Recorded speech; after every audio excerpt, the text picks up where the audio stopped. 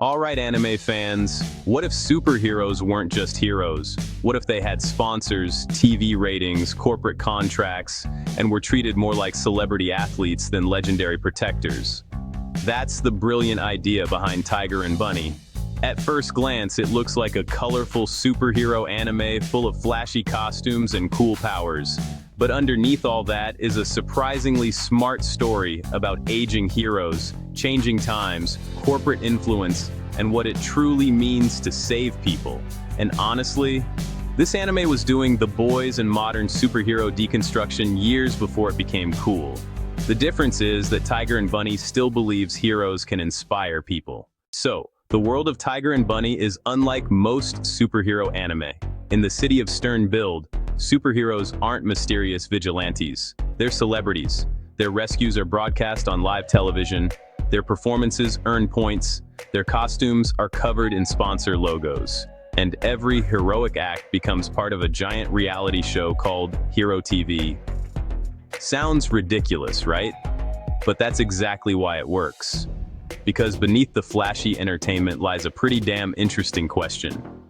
When heroism becomes a business, can heroes still be genuine? The story follows Kotetsu T. Kaburagi, better known as Wild Tiger. Kotetsu is an old-school hero. He doesn't care about popularity, he doesn't care about ratings, he doesn't care about corporate image. The guy just wants to save people.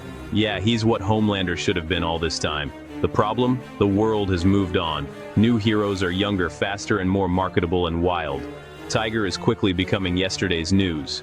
To make matters worse, his employers decide to pair him with a rising superstar. Barnaby Brooks Jr., a young, talented hero who's basically the complete opposite of Kotetsu. Barnaby is efficient, professional, and calculated. And honestly, the two can't stand each other at first.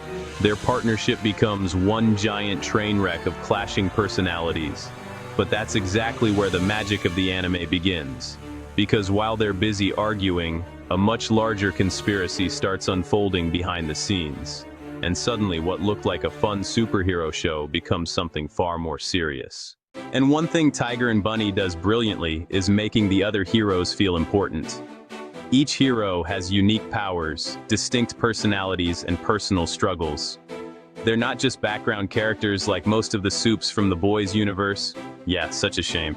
Here they feel like actual people trying to balance heroism with fame. Now let's talk about the action. The action is a lot of fun, because every hero possesses unique abilities known as next powers. Some heroes have super strength, speed, fire abilities, or electricity powers, and the fights are often creative because heroes need to use their powers strategically.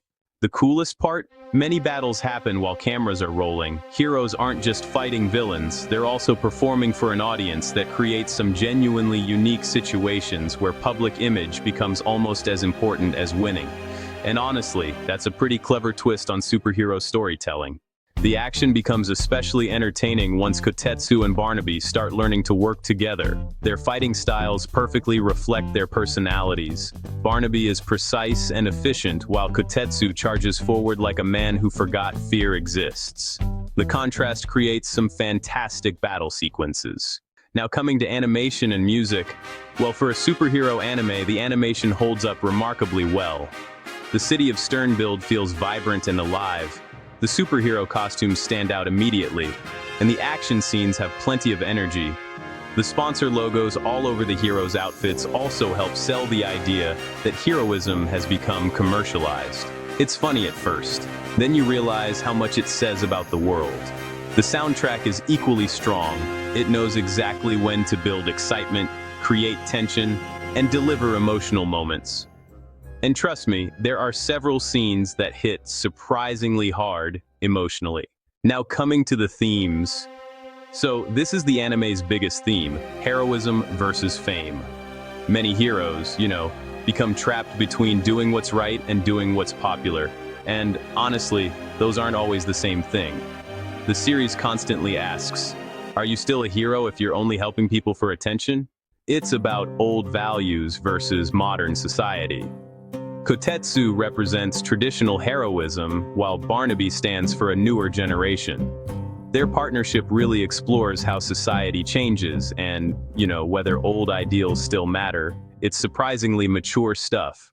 And it's about corporate influence. The anime also examines what happens when businesses start controlling hero culture sponsors ratings. Popularity contests. Sound familiar? The show was talking about corporate influence years before it became a major discussion in modern superhero media.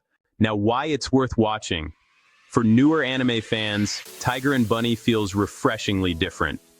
Instead of saving the world every episode, endless power scaling, or generic chosen one nonsense, you get mature characters, strong relationships, unique world building, and meaningful superhero themes. And honestly, the Kotetsu and Barnaby partnership alone is worth watching the series for. Their character development carries the entire show, and after we got such a bad ending from the finale of The Boys that left fans devastated, this anime needs mandatory viewing. Final thoughts. Tiger and Bunny is one of the most underrated superhero anime ever made. It's funny, it's exciting, it's emotional, and it explores heroism in ways that still feel relevant today. While other superhero stories focus on who can punch the hardest, Tiger and Bunny focuses on something much more important: why people become heroes in the first place. And honestly, in a world obsessed with fame, money, and public image, watching a stubborn old hero refuse to compromise his principles is pretty damn inspiring. That's it for today. Share your thoughts in the comments, and also how you felt about the Boys finale episode. And I'll catch you in the next one, my superheroes. This shite is diabolical.